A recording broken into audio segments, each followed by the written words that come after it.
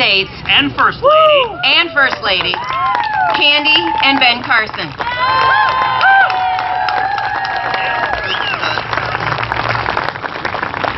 Thank you all. Thank you so much. Thank you. Well, we're so delighted to be here. And, you know, one of the things that really makes America into a special place is the foundational pillars of strength. And even our enemies have acknowledged what those pillars are. And that is our faith and our families. And you may have noticed in the last several decades that those are the things that are being attacked in our nation. Our faith and our families. There can be nothing really more important. During my long and arduous career as a neurosurgeon, one of the real strengths for me was family. And in fact, you know, I was so incredibly busy, I would have my secretarial staff write my family into my schedule a year ahead of time, because otherwise other things will get on the schedule. So you block out your vacation time, your various weekends, the various evenings, and you just put family in there and nothing else can get in the way. And I was traveling extensively around the world, and I always made it a requirement that my whole family go with me, because I was so busy. It did 15,000 operations. The kids would have been saying to their mother, "Mommy, that strange man was here. Who is he?" You know, and I didn't want that to happen. So I wanted to make sure that they really, in fact, knew who I was. Made all the difference. But the thing that is really important is that you have a good partner in life. And I recognize that. And I said to the Lord, and I was getting toward the end of college, I said, "Lord, you have to find the right person for me. And so make the next relationship be the right one for me." And it was the right one. And in fact, last month we celebrated our 40th anniversary. And I'll let Candy explain how all that came about. The time went by. Now, let's see, when we're both from the Detroit area, but we had to go away to school to meet. And Connecticut is cold like Baltimore, or like Detroit, actually. Go back. And let's see, because of where we came from, our families' economic situations, we couldn't go home over Thanksgiving usually. Everybody else could leave because the people there, you know, they had means, but we couldn't. And this one year they offered us the opportunity to go and recruit for the school, and if we did, they would pay our way home over Thanksgiving. I was so excited because you never get to go home over Thanksgiving. The only problem was I was going to be stuck with this guy. At that time, we had been going to church together, but he and his roommate, who was also a very staunch Christian, but they would tease me a lot. So I got tired of the teasing and just kind of turned off, that and enjoyed church and things there. And I was thinking, I got to spend a whole week. But anyway, we went and we did our thing. The first school we were supposed to go to was actually his alma mater, and my sister was doing her student teaching there. It was so cool. We were going to surprise her. We didn't say anything, and gosh darn it, she looked down at that list of visitors and she knew we were coming. But anyway, it was great. We went to about 3 schools every day, and lunches and so on and so forth, and we were keeping our little diary and so on and so forth. And he was actually being reasonably nice, and I was wondering what's going on. So anyway, the last night before we were supposed to leave, we decided to go to University of Michigan because, and it's 1 hour out of the way, which didn't make a lot of sense, but my sister was there. He had a friend there. So when we went there, of course we stayed up late talking all night. I mean, how often do I get to see my sister? And he was with one of his best friends. So when we were making the trip back, it was in a rental car. The rental companies will rent to a senior who has good grades in college. And it was about Youngstown, Ohio. And we were going 90 miles an hour because we were trying to get the car back so the school wouldn't have to pay another day's rental. And we both fell asleep. Not good. Not good. We had the windows down. We had the radio blaring. But anyway, as the car started to go off the road and the wheels were vibrating on the gravel, we woke up. And Ben has quick reflexes, so he whipped the wheel in the opposite direction. And by all laws of physics, it should have gone end over end. It didn't. It was like God had his hand on it. He took it around in a circle, like a tight, Indianapolis speed on, going around in a circle, and it stopped by itself in the right lane. He said he didn't touch the brakes. We looked at each other. So God's got something for us to do. So the rest is history.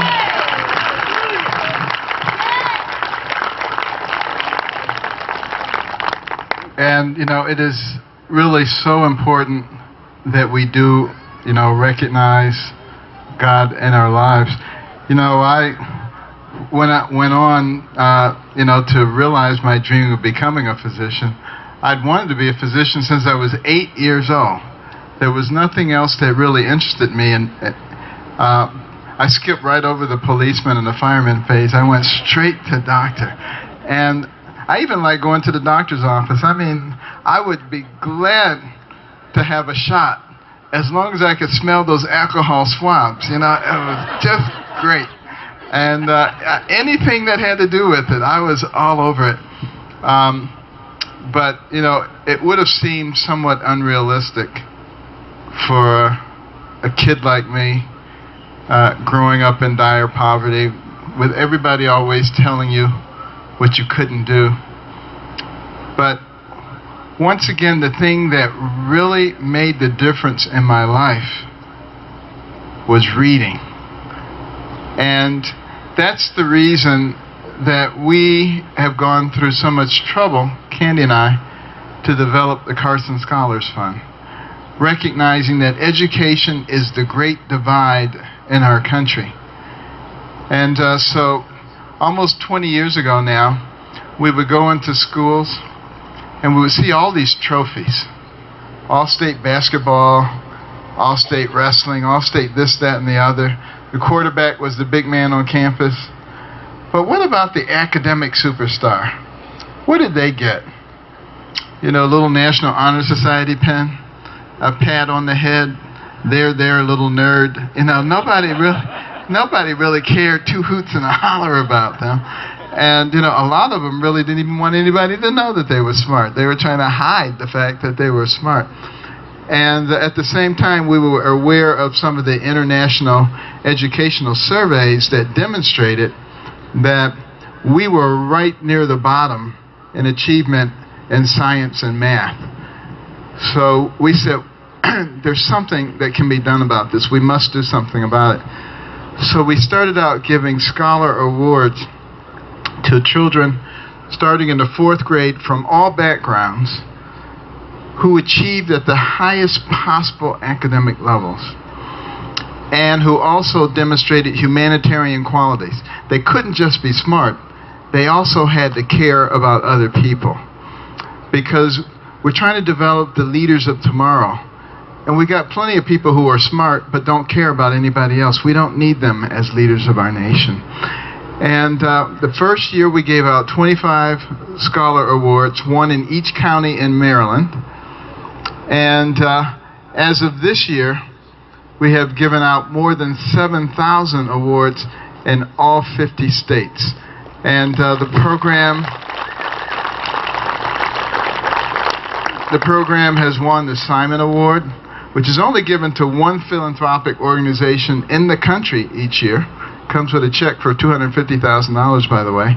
And the Ronald McDonald Charity Award, also only one organization per year, also a 6-figure check, as well as other awards.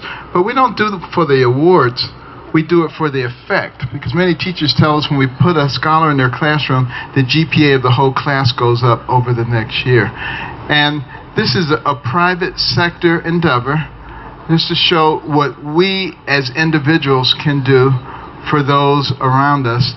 And as you know, 9 out of 10 nonprofits fail. This one has not only not failed, but has thrived. And for those people who think that doctors only know how to do medicine, I got to tell you something. We can also organize national programs that work extremely well. And what we have to stop doing is putting people into little categories and saying, you can only do this and you can only do that. We don't need that. We need to be able to collectively work together synergistically, and that makes the difference. The other part of the program are the reading rooms. These are fascinating places that no little kid could possibly pass up. And I want Candy to tell you about that because she goes to most of them all over the country. Yeah, the Ben Carson reading rooms, it came from one of our board members. They were thinking, gosh, Ben's story is so amazing and how reading made a big difference in his life.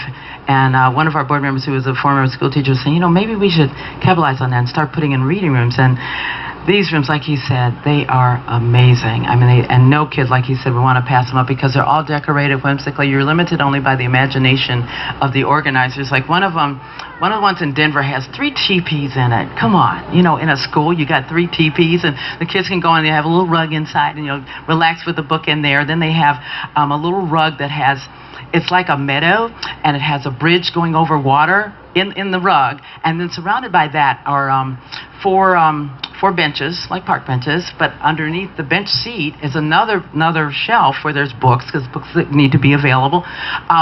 They have little ponies. They're so cute.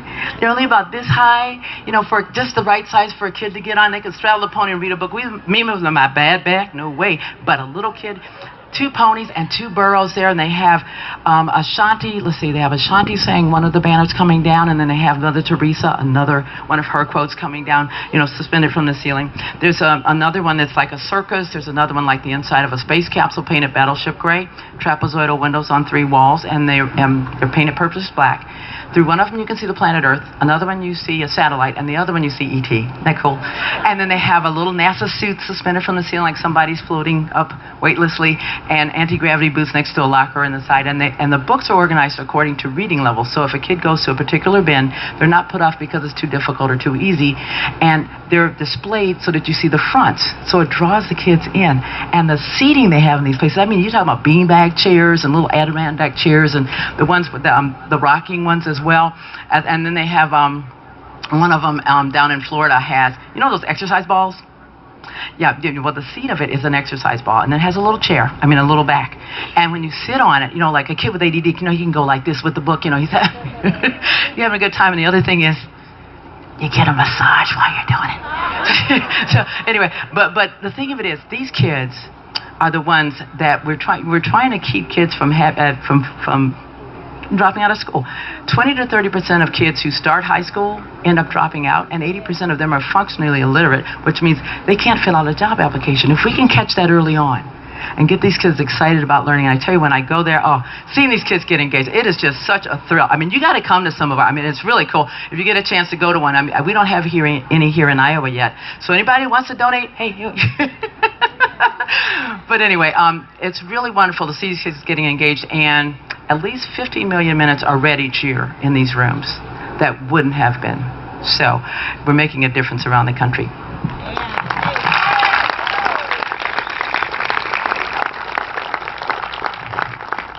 And I just want to touch on the idea of what is success. Is success a big house? Is it a lot of cars, fancy titles and degrees? I actually don't think so. In 1997, I was asked to come to South Africa to head up a team in an attempt to separate type 2 vertical craniopagus twins. These are twins that are joined at the top of the head, facing in opposite directions. There have been 13 attempts previously to separate twins like that, none of which have been successful. So I knew this was going to be a great medical challenge. But it's also going to be a great social challenge, because the operation was going to be done at the Medical University of South Africa at Medunsa. It was the only major black teaching hospital, always the stepchild throughout apartheid and in the post-apartheid period. This was going to be their chance to stand shoulder to shoulder with Cape Town, Johannesburg, all the other great universities. Well, I wasn't ready for all that social pressure. And I just said, Lord, more capable people, more talented people than me have tried and have failed. So you're going to have to show me something here. And as I was studying their anatomy on our 3D workbench at Johns Hopkins, this is a computerized system that lets you integrate the CAT scan, the MRI, the angiogram, all the modalities into one three-dimensional image. You can put your goggles on, and it's like you've got that three-dimensional brain floating in the air right here in front of you, and you can study it. And in great detail, you can even pick a vessel and go inside the vessel and then travel through it like Fantastic Voyage. And you can really get a good impression of where the different vessels are going. I had to memorize all of that because I couldn't take this thing with me to South Africa. And we went there, and as I studied the twins, I recognized that the common drainage system that they shared was narrower centrally than it was peripherally. Now, traditional neurosurgical literature said you should decide which twin to give the drainage system to, and then divide them over 3 or 4 operations, separated in time by weeks to months, to allow collateral or alternative circulation to develop. Well, I felt that we could do it in one operation if we concentrated on the area that was narrowing down, because there would be a propensity for collaterals to pop up immediately as you blocked off the last little channel. And when I explained that to the team, they said, well, you're the boss, we'll do whatever you want to do. And it was 2 days before New Year's of '98, big sign over the OR, God bless Joseph and Luca Banda. And they were having song service and prayer service, and I was thrilled. And I said, can we bring a stereo system in to play inspirational music? Because I like to hear inspirational music while I'm operating. Well, 19 hours into the operation, we were only 3/4 of the way finished. The part that remained was so complex. Blood vessels were engorged, entangled, adhesed. It looked impossible. And we stopped the operation, and we had a conference, and I suggested maybe we could cover over the area with skin and come back in a few months, and they would have developed enough collaterals that we could then cut through that area. And the doctors from Zambia, where the twins were from, and South Africa said, that's a great idea. And I know it would work at Johns Hopkins. But we don't have the ability to keep partially separated twins alive. They'll die. And now I really felt the weight of the world on my shoulders. I didn't have all my fancy equipment that I have at Johns Hopkins. I had my scalpel, my surgical loops, and a prayer on my lips. I went and I said, God, it's up to you. I'm beyond what I can do. And I started cutting between those blood vessels that were so thin, you could see the anesthetic bubbles coursing through them, just daring you to make a nick in them. And I remembered the first set of twins that we separated, 60 units of blood. And the second set, 80 units of blood. And I was thinking, there's not enough blood in South Africa if we get into these vessels. But I just kept working. Make a long story short, when I made the final cut that separated those twins, over the stereo system came the Hallelujah Chorus. And everybody had goosebumps. And when we finished that operation, after 28 hours, one of the twins popped his eyes open, reached up for the endotracheal tube. By the time we got to the ICU, the other one did the same thing. And within 2 days, they were extubated. Within 3 days, they were eating. Within 2 weeks, they were crawling. And this year, they graduated from high school, doing perfectly well. And I should mention, only 3 units of blood. But, the real success was not the operation to separate the twins. You had to be there to see the real success. The people were literally dancing in the streets. Their level of self-esteem was so high. This was done in their country, in their hospital. And that's what real success is. It is taking the talent that God has given you and using that to elevate other people. And that's what we have to start thinking about in our nation. How do we elevate the lives of everyone? Not listening to the purveyors of hatred and division, who would have us believe that there's a war on women and racial wars and income wars and age wars and religious wars and a war on everything imaginable. And what we have to do is we have to be smart enough to recognize what they are doing. They are trying to fundamentally change our nation. And we must reject all of those people who are trying to divide us, because our strength is in our unity. And we are all Americans.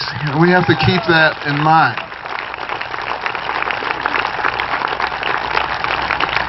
And we must remember why we have the freedoms that we have today. It was because of those who preceded us, who were not afraid. They were not afraid of somebody calling them a name or they're getting an IRS audit. They were in danger of losing their lives, and they were willing to put their lives on the line so that you and I could be free. And we cannot shrink away from our duties when it comes to freedom in this country. And just because somebody's going to call us a name, are you kidding me? We're going to let that stop us? You know, in our country today, you know, if you're pro-life, people want to say that you're anti-woman. And some people are afraid of that. You know, if you're pro-traditional family and traditional marriage, people call you a homophobe. And some people are afraid of that. You know, if you're white and you disagree with a progressive black person, you're a racist. And some people are afraid of that. If you're black and you disagree with the progressive movement, you're crazy. You know, I mean, it's just amazing. And if you're black and you're pro-life and you're pro-traditional family and you disagree with the progressives, they don't even know what to call you. But, you know, they just go berserk. You know, they can't even stand it. And, you know, what they don't realize is that is what real racism is. When you see somebody and you say, because you're black, you have to think this way, those are the real racists. And they don't even know. They don't even know it. But also think back to our founding fathers and the patriots and what they were willing to give up for us. Think about the soldiers. And you know, we really need to treat our veterans the right way. You know, 22 to 23 veterans commit suicide every day in this country. That is a horrible situation. Now, you know, we are taking notice of it, starting to provide them with some services. But we need to think about this thing. The day that they sign up for military service, we need to enroll them in a support program, and we need to support them all the way through their military service, particularly when they're in combat zones. And we need to have people in place who are finding the right job for them a year before they're discharged so they can be integrated smoothly back into society.